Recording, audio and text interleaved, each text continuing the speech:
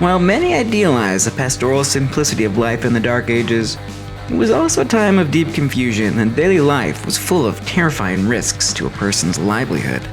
The Dark Ages were characterized by poor sanitation, high mortality rates, war, famine, lack of education, lack of human rights, religious dominance, income inequality, distrust of foreigners, corruption, and violence. You were able to eat where you shat, you were lucky because at least you were eating and not being killed by wandering marauders. Fortunately, those days are over, for now anyway. Historians characterize a change in social thought with the preceding Renaissance, which brought a rediscovery of classical learning. Humanist ideals empower individual thought, increased global trade, scientific advancements, and new art about things other than God. Most people agree that going from the Dark Ages into the Age of Enlightenment was a good thing. Doom, the Dark Ages, does not. It brings us back into the thick of the Dark Ages in its own way, rife with demons, druidic cult rituals, and alien spaceships. Life in the Dark Ages truly was terrifying.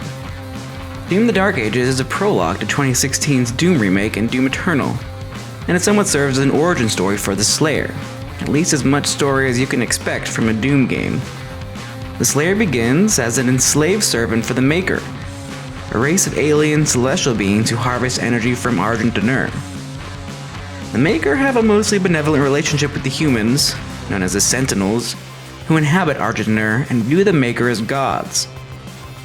Both races are at war with the devils who are invading Argent D'Nur, led by Prince Azrak, who is aided by the mysterious Witch, who hails from the cosmic realm. Both races use the Slayer as their main way of holding back the forces of Hell. Over the course of the game's 22 chapters, Thera, the warrior daughter of King Novik, is captured by Azrak. The Slayer delves deep into Argent D'Nur to release one of the ancients known as the Beast, but which is actually Cthulhu. The Slayer rides Cthulhu into the cosmic realm, retrieves ancient technology, then moves on to Hell to free Thera from Azrak. Thera has the blood of the ancients in her, and it turns out Azrak is working with Creed, the Maker in charge of enslaving the Slayer. Together, they kill the Slayer and send him to the underworld. But the Slayer is too angry to die and rages his way out of the underworld. Why is the Slayer so angry? Because of all of it. All the things. So, having escaped the underworld, the player proceeds to finish off Creed, Azrak, the Witch, and even Cthulhu, definitively ending the Slayer's enslavement, once and for all, and cementing him as protector, always watching over Argent D'Nur. The game looks like the previous Doom games with higher fidelity graphics. The style in this one has more of a medieval tinge which blends into many eras of Argent D'Nur. The final effect is a cool mix of extravagant sci-fi cities, ancient castles, and over-the-top heavy metal themes taken right out of Metalocalypse. The gameplay is similar to previous titles with some differences. Main attacks include the shield with a chainsaw which can be thrown or bashed, the 12 different guns in the game which include the shotgun, super shotgun, the shredder, the impaler, the skull crusher, the pulverizer, the plasma accelerator, the plasma cycler, the chain shot, the grenade launcher, the rocket launcher, and the ballistic force crossbow. Melee weapons include the power gauntlet, the flail, and the mace.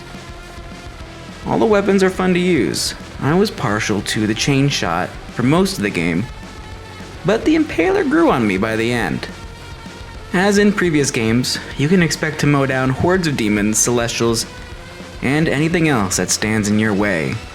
There is a lot of emphasis on blocking with the shield at the proper time when you see a green flash, throwing the shield when you see a glowing orange, of course, and punching when you see purple. A well-timed finisher gives the Slayer resources he needs to keep fighting, and if you feel low on health when fighting a baddie, there's always the fodder demons around as well. There are two other game modes. One takes place right on the Slayer's dragon, which is really just a land lizard with alien robot wings attached. The other game mode takes place in a giant mech where you fight other giants from the underworld.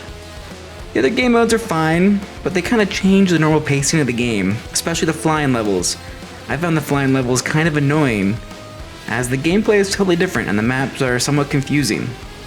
Some of the levels are ginormous, so it is difficult to gauge when you start a chapter how long it will take. Some of them last only 20 to 30 minutes, while others last well over an hour and a half, or longer. How long the level takes depends on whether you go after all the secrets as well, but it's worth doing as you'll need the resources to upgrade. The difficulty is about what you'd expect from a game like this. There are multiple difficulty levels which you can adjust freely throughout the game, and the game is generous with checkpoints.